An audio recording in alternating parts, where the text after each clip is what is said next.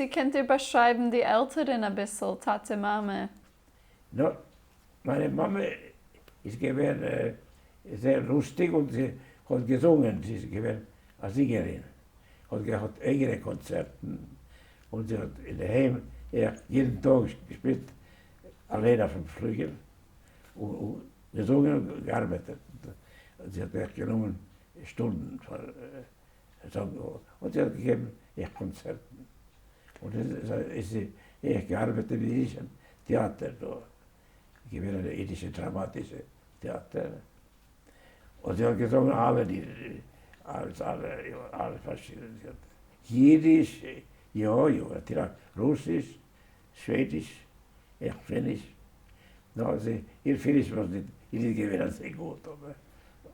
No, mein Vater, er ist echt gewesen ein Schauspieler, der hat echt gespielt im jüdischen Theater und er hat gespielt auf Mandolin. Und sie haben gehabt einige lustige Sachen zusammen, was sie haben gezeigt.